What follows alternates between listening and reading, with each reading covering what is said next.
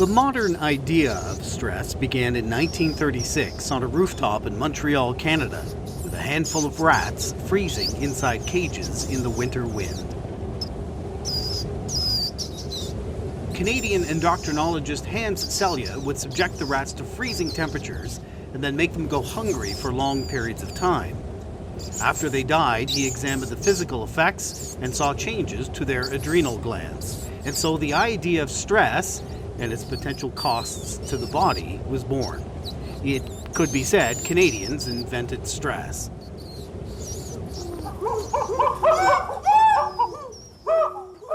In the 1950s, American physiologist John Mason picked up on Selye's research and refined it.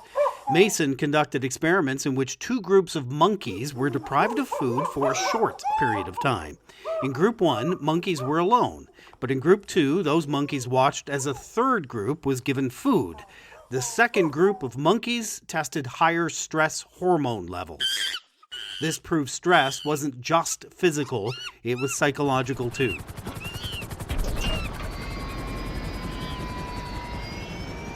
In an experiment in 2015, researchers measured the stress hormone levels of both experienced parachute jumpers and first-time jumpers. They found both experienced stress, but at different times. The experienced jumpers had higher levels of stress 24 hours before the jump, but they were perfectly calm at the key moment. The first-timers were calm the day before the jump, perhaps oblivious, but they had high stress levels just before jumping. So is all stress bad? Definitely not. There's a body of research showing adventure sports, for example, combat anxiety, depression, and PTSD. Today on Stories and Strategies, the growing body of evidence, the right kind of stress improves our cognitive function, improves memory, helps us produce chemicals that fight off illnesses, and enhance child development.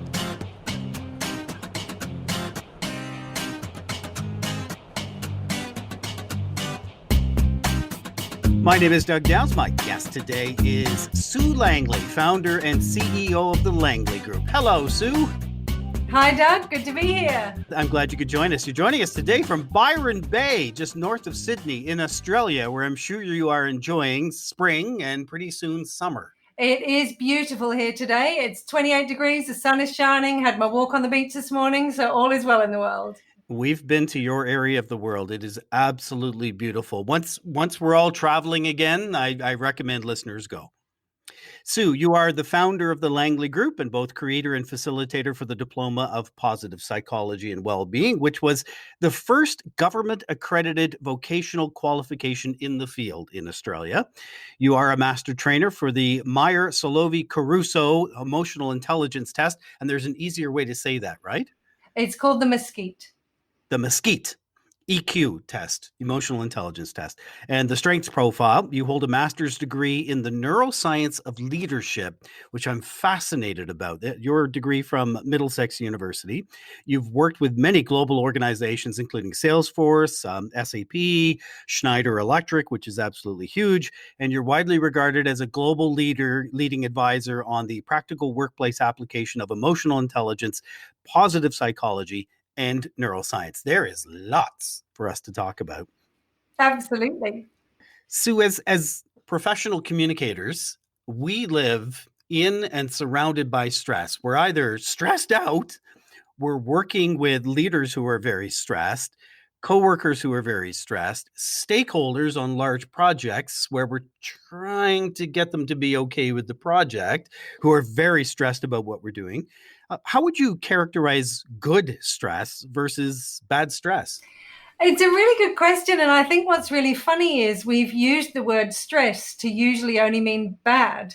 And yet it was never set up that way. So originally there was distress, which was the more challenging element. And then there was eustress, EU stress, eustress. Eustress is good stress. And I think what's really interesting is that we've almost lost that. Whenever you hear the word stress now, it's always 9 times out of 10, 99 times out of 100, people are using it in a negative way.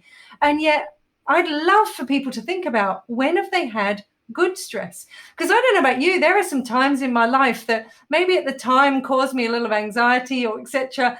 But actually, that good stress, that pressure, that gives you the kick up the bottom you need to stop yourself procrastinating, or even, you're just about to step onto a roller coaster. Most of us would have experienced eustress then, as in good stress. You're choosing to get on the roller coaster, but you're definitely feeling anxious before you get on.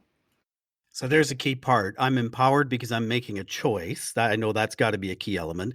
The other is it always short-term stress that could be good stress, or is there actually long-term stress that is beneficial to me? Well, again, it depends on how we perceive it, I guess. There's a few things to your question there, which is interesting.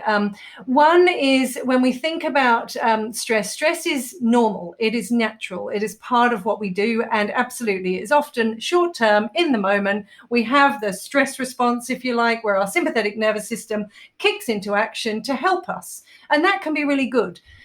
Sometimes when it becomes more challenging is when it goes for longer term and it becomes chronic stress in a bad way, as in your body is flooded with adrenaline and cortisol on a day-to-day basis, your dopamine levels are dropping, you're not thinking clearly, you're experiencing a lot of anxiety, your breathings are dodgy, your sympathetic nervous system is in overdrive, and you are potentially making some poor choices, which can lead you onto a bit of a downward spiral that you're not able to think clearly enough to get yourself out of it. And that's usually the stress that people are talking about when they talk about stress and burnout and those sorts of things. A lot of the way our brain is made is if you accept the evolution of the brain, and at some point we were primates or primitive Homo sapiens. It's not that we didn't live with forms of long-term stress. Surely we lived in tribes. We didn't know where the food was necessarily coming from, although we were probably agriculturally based. But we lived in constant fear of other tribes, of not having shelter, things like that.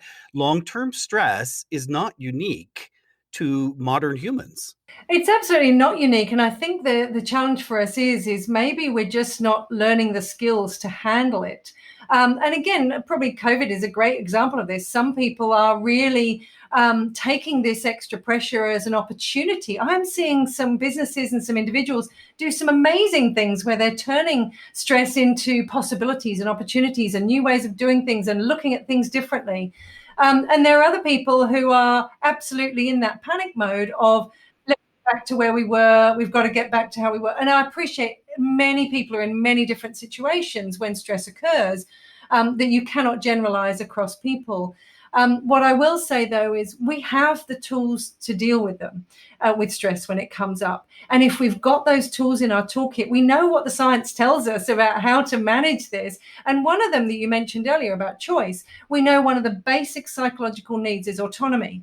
Well, there will be things you have no choice over. I personally didn't have any choice over COVID suddenly spreading around the world. There was no choice for me about that. But there's an awful lot of autonomy about what I choose to do with it and whether I choose to wear my mask and whether I choose to go out, whether I choose to stick to the rules, etc. So I think when we know that one of the basic psychological needs is autonomy, if you can apply that to whatever stressful situation, whether it is a stressful situation that you have created or whether it's one you haven't created, autonomy is still a big tool you can play with. I was going to ask you, how do leaders implement good stress and bad stress for their staff? But you've partially answered that. Autonomy. How do I report as a leader with direct reports? How do I report upward if I'm giving my employees autonomy? How do I still meet the KPIs and the return on investment, the ROI? Yeah, well, again, part of being a leader is sometimes you have to make pretty tough choices. That's why you're in the role that you're in. Somebody has to make them, but you can still give people autonomy within a scope. So it might be, here's the scope that you can play in, as in these are the end targets that we've all got to achieve. But how you do it or how you bring it about, you get some flexibility in. And this is a really cool thing now with flexibility at work. It's giving people, in some regards, much more autonomy. And many people are loving that. And they're actually telling me they're more productive than they ever were. Because that sense of autonomy means that they can potentially choose to take breaks when they want to and spend time with their family or do what they need to do and still get the work done. And again, I think that's really important for leaders to bear in mind is there's this element of trust and connection and those sorts of things. And again, we know human connection is another basic psychological need. We need to feel connected and belong, etc. And again, we know another human being can calm down stress in one human being. So if I am feeling stressed and anxious and you just simply touch my hand, touch my arm, give me some reassuring words, that may be enough to start to calm me down. But it's the same for a leader. If you think about, if you can build a really good relationship with members of your team, when you do have to take autonomy away and put them in stressful situations, they're much more likely to forgive you. But also you'll have more trust in them that when things do get tough, you'll actually work as a team, as opposed to you feeling like you've got to tell them what to do and then everything goes. Here we are getting close to the holidays in this bizarre year. What does stress look like for the average person heading into the holidays? Oh, what a great question. And I have to admit, Doug, I am not very good at talking about the average person. My husband used to say to me, oh, maybe we could just do what normal people do. And I'm like, what do normal people do? Because if normal people sit and binge watch Netflix all weekend, I don't want to do that. So I think to say what the average person does is a little bit more challenging. I think one of the things that is challenging is we know there'll be concerns about job, which means there's concern about money, which means there's concern about the economy in general. And again, for me, I like to come back to what I've learned from the whole science of positive psychology is many people get stressed about sometimes the wrong things. And I'm doing little bunny ears here, quotation marks, because I don't want people to think it's black and white. But sometimes we get so caught up and we create stress for ourselves because we've got to do the perfect presents and we've got to give the perfect thing and we've got to buy this and how are we going to do it when we've got no money? And yet 9 times out of 10, what's really important is human connection. And again, that doesn't matter whether you can do it face to face. That's nice. But I don't know about you, I've found some really cool ways of connecting with my family virtually during this that I'm having huge amounts of fun. On a Sunday night, we play Yahtzee or some other quiz and and I'm having more fun than I did previously when I went to visit them twice a year. Back to to why we think stress and we think bad. Why has stress, do you think, evolved into this very negative word? Is it simply that the headlines are about stress is harmful to the body, that stress decreases life expectancy? Has it just earned some bad PR, so to speak? Look, I think it has, but it's also based on how the brain is wired. We know that the brain has roughly 5 times more neurons dedicated to a threat response than a reward response, which means my brain is primed to go to the negative first. And yet there's some amazing research, particularly Alia Crum, whose work I really love, did some really simple studies where they followed people over time. And the question they asked people up front, so everybody who participated was asked a particular question up front or a statement. Which one of these do you agree with? Is stress harmful and should be avoided? Is stress helpful and should be embraced? And based on how people answered those questions, they were sort of categorized in group 1 or group 2 or whatever. And then they were followed over a 12-month period. What was really interesting is at the end of the 12 months, the people who saw stress as harmful, so we're in that first one, said stress is harmful, they experienced more stressful events by their own admission. They experienced more things like accidents, illnesses, a higher mortality rate than the other group. And subsequent research has really looked at, well, depending on how you view stress will then depend on how you experience it. So if you view stress as helpful, you will probably engage in behaviors that means you're more likely to learn from a stressful event when it happens, and in which case you've got skills and strategies for the next time. You will lay down new memories about how to handle things. So potentially you will engage in behaviors that actually work for you, as opposed to if you view stress as harmful, as soon as a small thing happens, you're like, oh my goodness, this is stress. It's a precursor for burnout. What am I going to do? And it's almost like in your mind, we make it worse because we view it as harmful. Love that. And of course, the thing we do in corporate life and just in life in general, if we want to create a decrease in stress or get away from stress, we go on vacation, right? A walkabout or on vacation. So just to create that perfect scenario, I can't help but think there'd be a beach, right? We'd have a beach, the water would be coming in. I can hear the steel drums.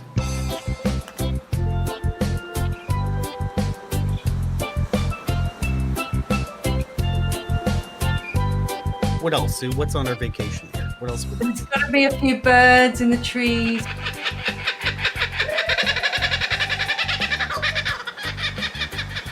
Oh, and the splash of a whale or a dolphin. That would be good. Oh, that's beautiful. The problem is, when I'm on vacation, and I am not a workaholic, believe me, I swear, after about a week, I'm so bored. And it's really interesting because, Doug, you're not the only one. I'm sure there's people agreeing with you on here. I would be the same. I remember the first time I did what is often known as a flop and drop holiday. So I went to Fiji for 5 days, and I'd never done one of those before. I'd always done the sort of holiday where you zoom around Europe and you see all as many things as possible, or you zip over to various places and you go to every museum and gallery you can get your hands on. But we went to Fiji, and I have to admit, by day 3, I'm like, okay, I need to do something. And I started writing a book. Because I'm like, I can't sit here and do nothing. I've climbed up the top of the hill a few times. I've snorkeled in the bay, So, you kind of need something. And again, when you look at what we know about stress and performance, we actually know human beings need a certain amount of stress. Otherwise, to your point, we get bored, we get lethargic, and actually performance drops when we don't have enough pressure. Next week, we have one of your students who's going to be our guest on Stories and Strategies. I want to come back to what the Langley Group does. In particular, you offer an online course in positive psychology, which Josephine Tite, one of your students, has taken, our guest next week. Tell me about this online course if people are interested. Yeah, so we actually developed the Diploma of Positive Psychology and Wellbeing 2013. It launched, and it was actually the first in the world. So at the time, the only other qualification you could get in positive psych was the master's at Penn Uni. But we want to develop a vocational course, as in you didn't have to have a degree or anything like that. It wasn't, 10,000 word thesis documents to sort of finish off. But it was real. It was things that people could bring to life. And I've been in this space a long time. I'm lucky enough to be invited to speak at most of the major conferences and considered a leader in the field. So I wanted to create something that was real for people. And the diploma, we've had well over 1,000 students now, and it's all virtual, so it's all now online. And when we say online, it's actually live, because we don't believe in just giving you an e-learning and then here's your piece of paper, well done. It's actually live learning once a week or once a fortnight. You come on, you do assessments. It's a proper qualification. You will be expected to work for your qualification. But the thing that I love about it, and Josephine is a perfect example, is what people go and do with it. Josephine has done amazing stuff in her community with their aged care, with carers, etc. And I've been working with her on some of those sorts of things. But we've had many of our students who've brought it to life in their not-for-profit, in their organization. We've had corporates that have been transformed because a couple of diploma students have gone in and really brought the positive psych stuff to life. Schools and educators. All sorts of things like that. It's about how do we make it real? But also what's really important for me is it's having university level content and science backed. There is nothing soft and fluffy about the diploma. Okay, what do they get from it? Why would they do it? So this is the interesting thing we often get asked is, why do I need a qualification? And you don't need one. You could just do a 3-day, Coursera course, or, 12 weeks or whatever you. What we're finding is so many organizations, for the very reason of what we're talking about, stress and burnout, are really coming to understand the importance of wellbeing and mental health. And if you want a role as a wellbeing consultant or a wellbeing coordinator in a school or a wellbeing educator or whatever it happens to be, if you want to be in this space, you should be qualified, because I see so many people who have this massive desire to make a difference in the wellbeing space and a massive hole where their knowledge should be. I'm glad we got together, Sue. Thank you for your time today. Absolute pleasure, Doug. And it's been great sharing the space with you and everybody listening. Have a great Christmas in the heat. I know what that's like, seeing all the Santa Clauses, and it's 30 some odd degrees Celsius, 80 some odd degrees Fahrenheit outside. So enjoy your summer. Thanks, Doug. If you'd like to send a message to my guest, Sue Langley, or if you'd like to invite her to speak at your virtual event, you can reach Sue at sue@langleygroup.com.au.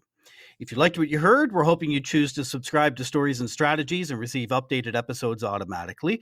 We're also hoping that you choose to follow and rate this podcast on any directory you're listening on. And would you do us a favor?